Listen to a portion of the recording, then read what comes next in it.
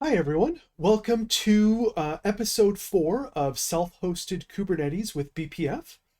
This is the last episode in the series, and it's the episode where I'm going to describe the using BPF inside of a previously set up Kubernetes cluster. So I've got my Kubernetes cluster all up and running here, and let's go into the master node that we set up last episode and see what we've got running.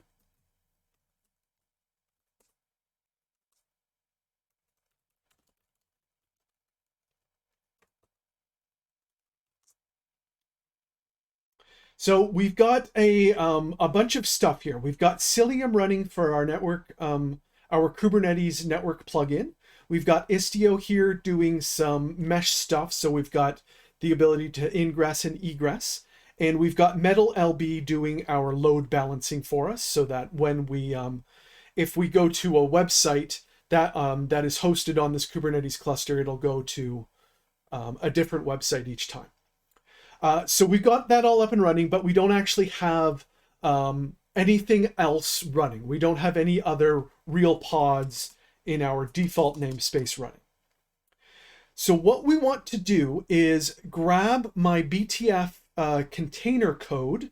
It's just a little mashup of some Rust code that I've done in 2 previous episodes.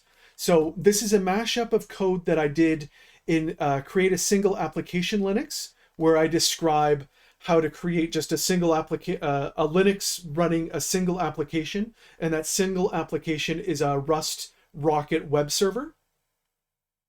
And it's being mashed up with Rust code doing BPF programming that I describe in this A Moderate Introduction to BPF Programming with Rust.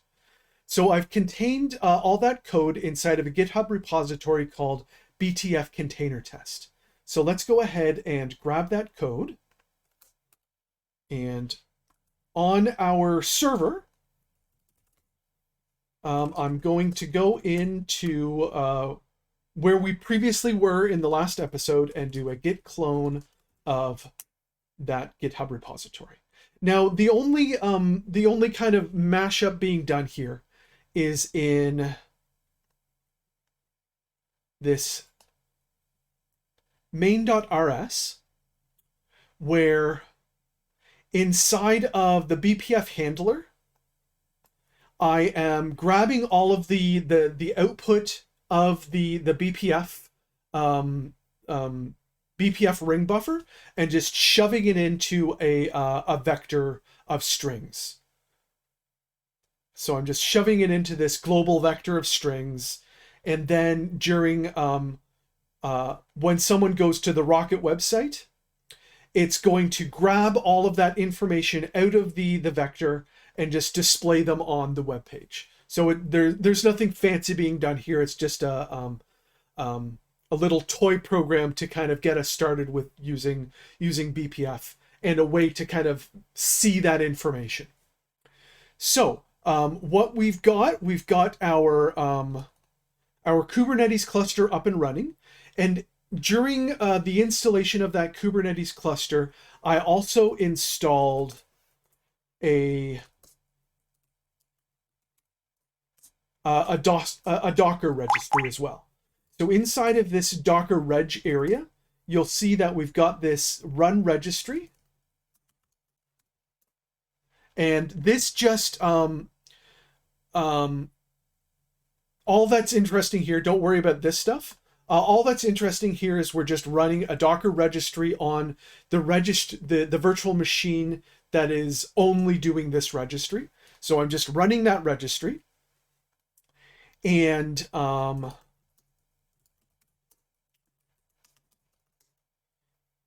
inside of, where are we doing the registry again? Where are we setting up the registry?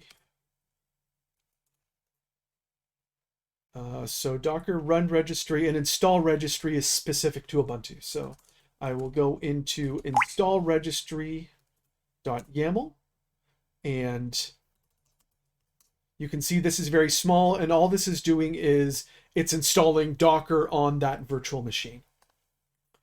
Now there is one thing that we need to do here because we're running a private Docker repository, and because everything inside of this whole series is meant to be ephemeral, we don't want to set up complex SSL certificates to be able to get to and from that registry. So we need to do something with our host systems, our system that is holding the BTF code. We need to be able to do something so that our Docker on that machine can talk to the Docker running on the ephemeral virtual machine. And what you need to do there is you need to go into a file called etc docker daemon.json. Now, in a normal installation, this file won't exist yet, so you will have to create that for yourself. So in daemon.json, we want to list out a bunch of insecure registries. So because our registry, as we see inside of the hosts file of the Kuber Ansible scripts, we see that the registry is at 1.50, 192.168.1.50. We want to put that into our insecure registries, and I'm just demonstrating that we can put other registries in this area as well. So after we do this, we need to, on the machine holding the BTF code that we're going to push up to the ephemeral registry, we need to restart Docker on that machine. So I'm going to sudo system control restart Docker. Okay, so the first step that we need to do here is I want to start from a clean system here. So let me do a system prune-a to make sure everything is gone.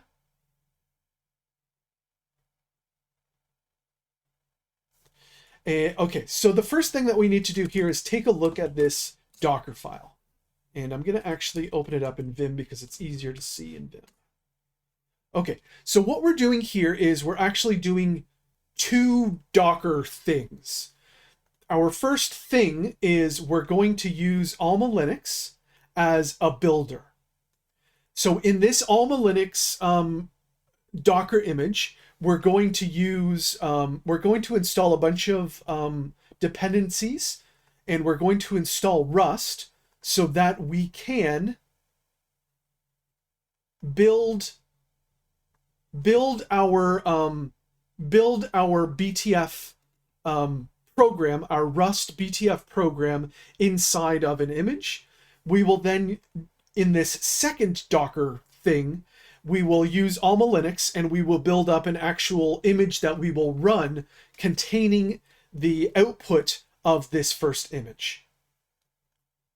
So I said that in a rather complex way, but it's a simple, the simple idea is that we're using Docker to build our Rust BPF code, and then we're creating an image that will hold the compiled code in an OCI container that we can then push up to our register.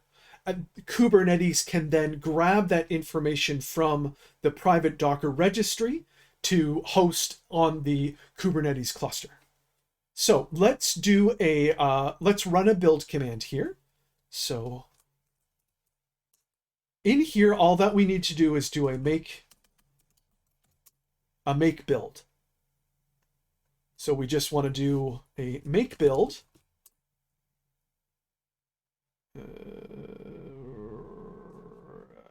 Why is this complaining?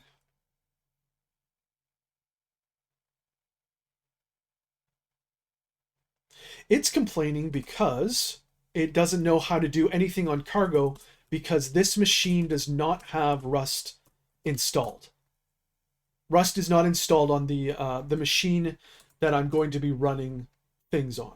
So I am going to change my makefile here to erase this clean stuff.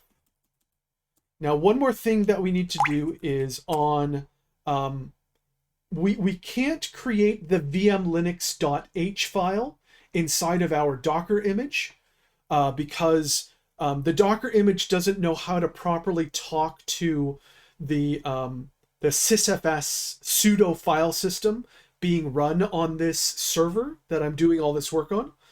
So we need to install a BPF tool in order to create that VM Linux. So let me install that. Actually, it's already probably installed, but I will show you how to install that dependency here.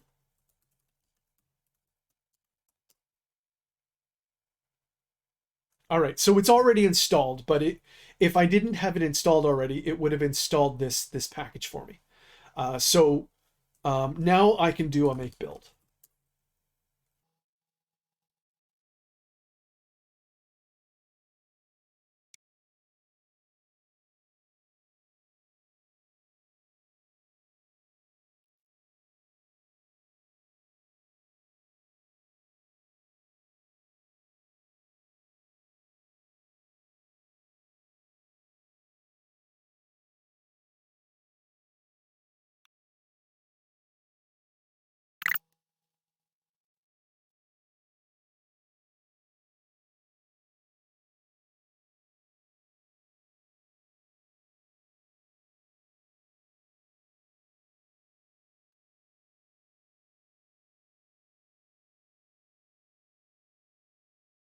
Okay, so now we've got the Docker image built.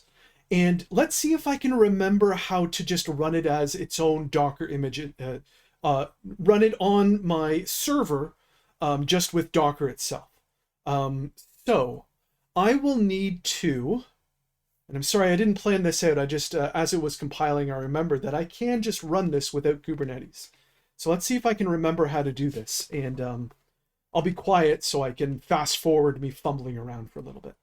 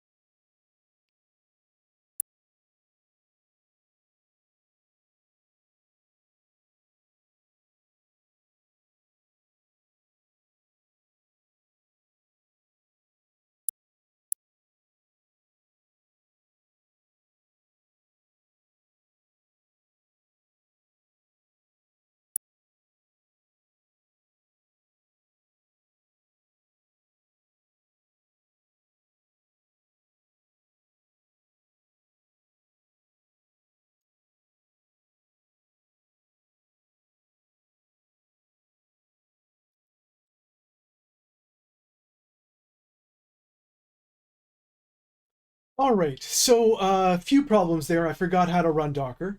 Um, my server here doesn't want to allow anyone into port 80, so I had to port forward from my Docker container, my Docker container's port 80 into my local host's port 8080 in order to get at that. I can then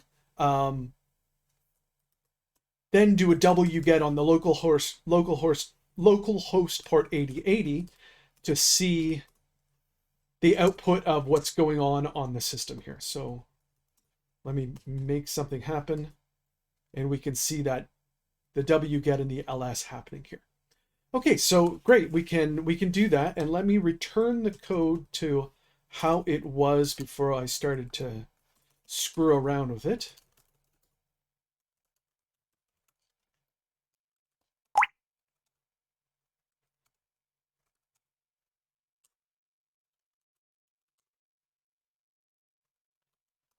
And now for the real show, let's put it inside of Kubernetes. So in order to do that, go back into the makefile, and we make sure that we're pointing to the IP address of the private Docker repository, the ephemeral private Docker repository. So to remind you, that information is kept inside of the Kubernetes Ansible scripts hosts. So the registry is this 192.168.1.51. So let's change that inside of the makefile here so that we're pushing to the right repository. And then do a make push. And that's pushing it up to the private repository.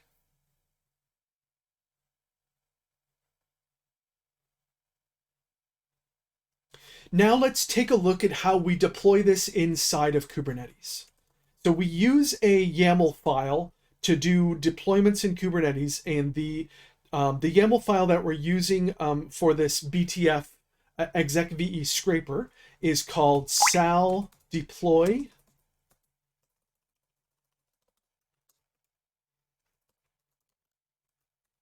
.yaml. And in this, the important information that you need to take away from this is that we're running this as a daemon set. Now, a daemon set is different from other types of pods in that a daemon set is a type of pod that will run one pod for each worker node in the Kubernetes cluster. So no matter what, we will always have one of these BTF Execve scrapers on each of our worker nodes. We are using port 80, and we are grabbing from our registry. We're grabbing our container image that we just pushed from this registry. So this will translate into 192.168.1.50 in each of our worker nodes. And the other important things that we need to do here is we need to give the pod net admin capabilities, and we need to make sure that they are privileged. We also need to mount this syskernel debug area. So what we're doing here is we're saying syskernel debug on the actual VM will be mapped into the pod's syskernel debug so that we can do our BPF work with it. So what we're saying here is that syskernel debug is mapped to our host's syskernel debug. We're then saying, hey Metal LB, please put a load balancer on this so that when we go to the website of 192.168.1.240, it'll go to each of these individual worker nodes, which are running on each different worker VM, and it will be able to grab the information from it. And the last piece of information is that we're telling Istio to make sure that we can get some ingress from outside of Kubernetes into Kubernetes here on port 80. And that's what these two things are. So the important stuff for us to remember here is we're giving it special privileges and capabilities. We're mapping syskernel debug into the pod, and we're running this as a daemon set. So let me push that onto the master node with a make config. Right. I don't have that configured in here, so I'll just secure copy it. Sal deploy to user at 192.168.1.50, and we'll put this into user's home area. We'll then SSH into the master node.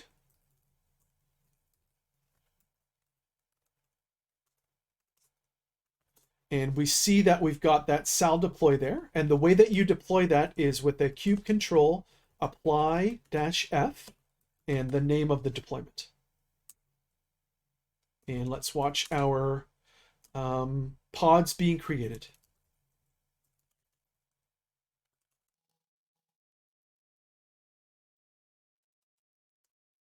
So all the pods are created now. They all appear to be running properly, but to be able to make sure that they are running properly, what you can do is grab one of the pods, the name of one of the pods here. So I'm going to copy that into my clipboard and do a kube control logs, the name of that pod, and I'm going to say, give me maximum verbosity to this. And you can see that you saw what was happening with when I was running this with Docker, and you can see that our BTF is also running. So if I go into wget on http 192.168.1.240, you'll see that we're getting the information out of that web page on one of the worker nodes here. So this is the worker node that we got it from the first time, and the second time we issue the command, we're getting it from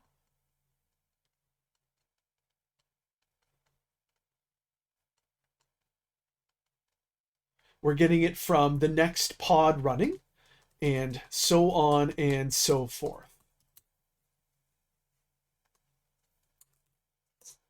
So because my Rust code is just kind of bloating up memory, I don't want to keep this thing running. It's just a demonstration app, and there's no clearing of that. As you can see, when we're doing this wget, there's a big long list of all these execves that are called, and the only way I'm cleaning that is when I actually go to the web page. So I don't want to keep this running forever, because you'll see that Kubernetes is running this code over and over and over and over. And this is kind of, I think Kubernetes is just doing a ping of saying, like, how much space do you have? How used are you? That sort of thing. So yeah, I don't want to keep this thing running here. So the way in which you turn it off is kube control delete -f and the name of the deployment that you want to delete. So let's watch that being destroyed.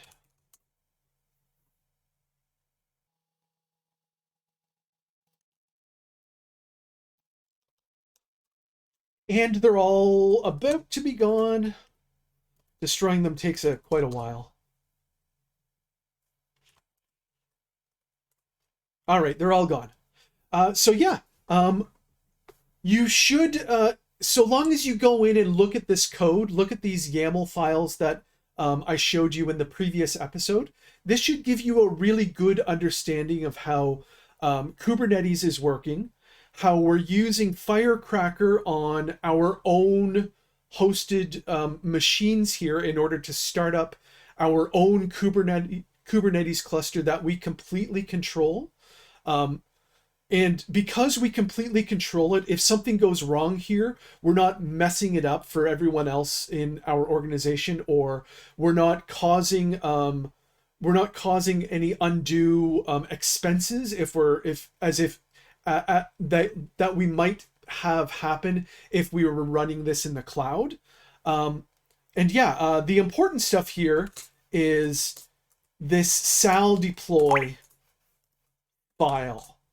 This is important to understand. It's important to understand how we are running BPF inside of Kubernetes, and it's not all that much different from running BPF inside of Docker. So yeah, thank you very much for watching this series. I hope you have learned a lot about Kubernetes, BPF, and Linux, and I will see you again later.